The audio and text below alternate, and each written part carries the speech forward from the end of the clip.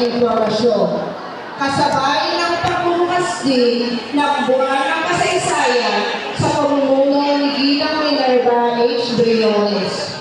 Bago natin po simulan ang nasabing palatuntunan, isang sayaw ang ating masasaksihan mula sa Dynamic Force sa pamumuno ni Ginang Irene Sabito sa sabi ng itutuging Sala Timalis.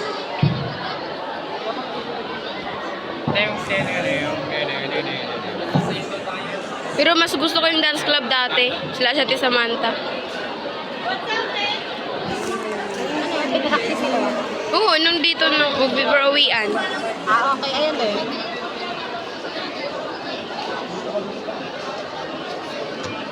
May kulang sila yung kaklase ni CJ. Ay, ayun pala ako nakatago. Kulang nga.